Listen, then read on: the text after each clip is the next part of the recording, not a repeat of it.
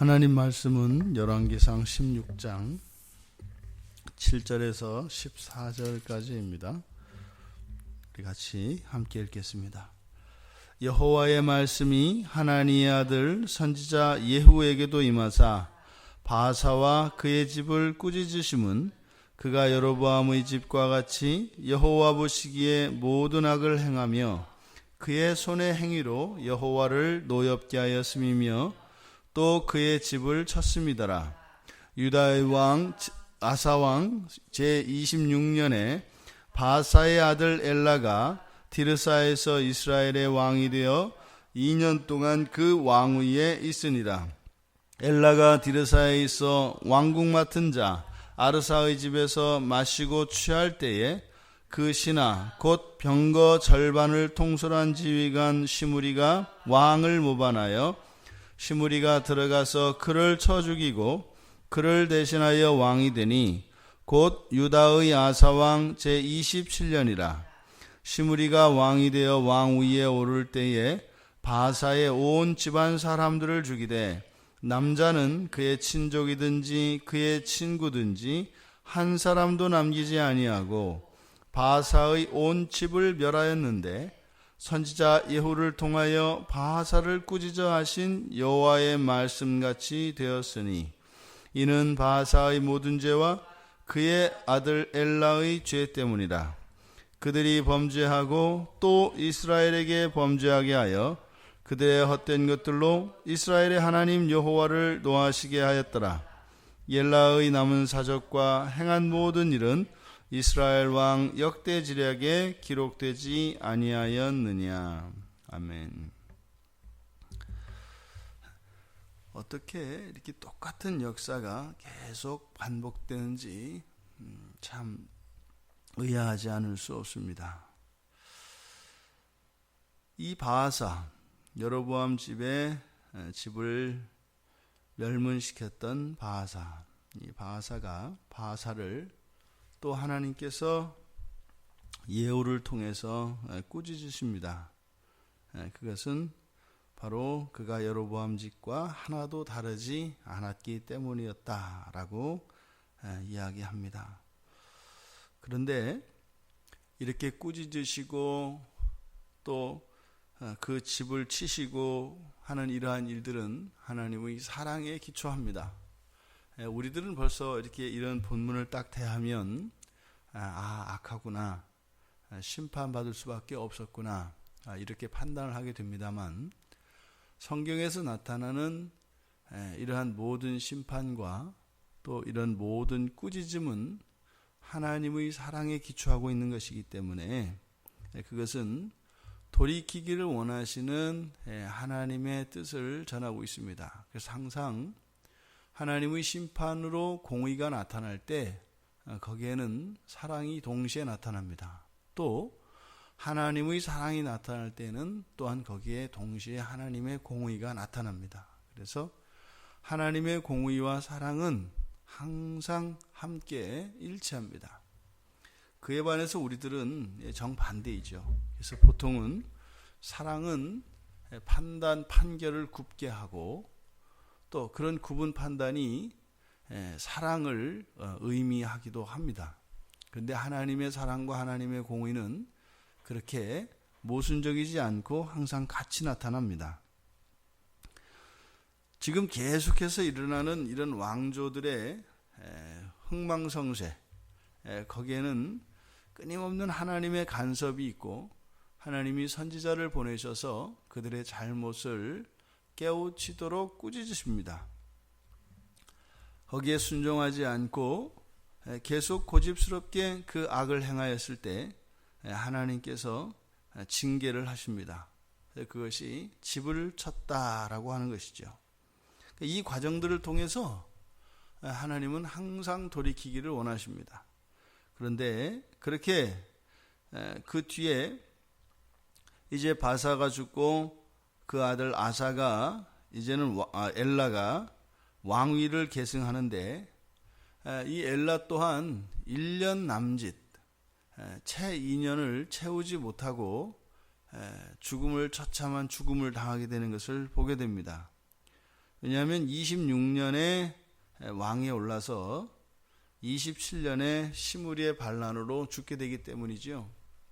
그런데 이 바하사의 아들 엘라의 죽음은 좀 특별한 점을 보게 되는데, 엘라가 죽게 된 것이 왕궁 맡은 자 아르사의 집에서 마시고 취했을 때 장군이었던 시므리가 와서 죽였다, 이렇게 이야기를 합니다. 성경에서 한 줄로 기록되어 있습니다만 그의 죽음과 신하의 사가에서 술을 마신 것이 관련되어 있다고 열왕기 저자는 이야기하고 있는 것입니다. 왕이 왕궁을 떠나는 것도, 왕궁을 떠나서 신하의 사가에 있는 것도 이상하고, 또 그곳에서 술을 마신 것도 이상하고, 또 이렇게 시므리가 와서 죽일 정도로 인사불성이 되어서 그 신하의 집에서 술에 취해서 잠들어 있는 것도 이상합니다. 실제로 왕이 왕궁을 벗어나서 사가에 들어서 술을 마시고 취해 있는 것도 보기 어려울 뿐더러 또 그 왕에게 접근하여서 죽인다는 것은 더더군다나 어렵습니다. 근데 지금 여기에서는 그런 모든 전후 사정을 빼버리고 그 단지 신하였던 아르사의 집에서 술을 마셔서 취해 잠들었고 죽는지도 몰랐다라고 하는 것을 성경은 기록합니다. 길지 않은 통치 기간이었습니다. 그런데 이 엘라의 생활이 어떠했는가라고 하는 것을 9절에서 단적으로 드러내고 있는 것입니다. 그러니까 반란으로 흥하였던 그 집안의 아들, 그가 왕의 권세와 왕의 자리가 그에게는 온갖 향락과 쾌락을 누릴 수 있는 그런 특권을 지닌 자리로 엘라에겐 받아들여졌던 것 같습니다. 감당할 수 없는 직분이었던 겁니다. 감당할 수 없는 왕직을 가진 자가 왕의 권세를 이용해서 기껏 한다는 것이 사가에 들어서 좋은 술과 좋은 음식으로 그저 즐거움을 누리는 정도, 이것이 엘라에게 있어서 왕의 의미였습니다. 그랬던 그를 시므리가 쳐 죽이고 대신하여 왕이 됐습니다. 그러니 이 왕을 쳐 죽였으니 그에 대한 후환과 그 보복에 대한 두려움이 없을 수 없지 않겠습니까? 그러니까 철저하게 이 시므리가 아예 보복의 가능성에 씨를 말려버립니다. 그래서 모든 남자 그 가족들을 다 죽일 뿐만 아니라 심지어는 누구까지요? 친구까지도 다 없애버렸다라고 이야기합니다. 그러니까 자신이 했던 이 행위가, 이 반란이 얼마나 악한 것인지 알았기 때문에 그것에 대해서 자신이 보복당하지 않으려고 철저하게 안전조치를 취한 것입니다. 사람들은 보통 이렇게 자기의 생각과 자기의 힘으로 그 일들을 합니다. 완전히 그 주변에 있는 사람들을 다 처형해서 없애버렸으니까 시므리의 마음이 어떻겠습니까? 편안했을 겁니다. 단 한 사람도 빠짐없이 싹 제거해버렸으니까 이제 자기 자신은 안전한 거죠. 이렇게 바하사와 엘라, 이 가문이 또한 이렇게 멸문당한 것은 여로보암의 집과 다르지 않았다라고 성경은 이야기합니다. 우리가 이 왕조의 역사를 읽으면서 너무나 그 이름만 바뀌었을 뿐이지 똑같은 일들이 반복되고 있는 것을 보게 됩니다. 그러니까 마치 여기서 일반적 법칙들, 그래서 너무나 동일한 역사의 패턴을 우리가 발견합니다. 그러니까 이렇게 하는 짓이 누가 하는 짓이에요? 사탄 마귀가 하는 짓입니다. 그러니까 늘 말씀드립니다만 정말 분하고 원통한 것이 이 사탄이란 놈이 그렇게 똑똑하지가 않아요. 아주 단순 무식하고 아무 생각이 없는 녀석이에요. 왜요? 똑같은 식으로 수천 년 동안 똑같은 방식으로 이렇게 하나님의 백성들을 속이고 꼬드기거든요. 그런데 더 놀라운 것은 그렇게 단순하고 멍청한 그 사탄의 전략에 끊임없이 속아 넘어가는 우리들입니다. 그러니까 얼마나 어리석고 그 고집스럽기가 정말 이루 말할 데 없는 그러한 존재가 우리 죄인된 인간의 상태인 것을 보게 됩니다. 그러니까 이 세상을 맡길 정도로 그렇게 탁월했고 훌륭했던 인간이 이렇게 말도 안 되는 악과 범죄에 있어서 고집스러운 존재로 변화시킨 이 죄라고 하는 것의 정체가 대단한 거죠. 대단한 거죠.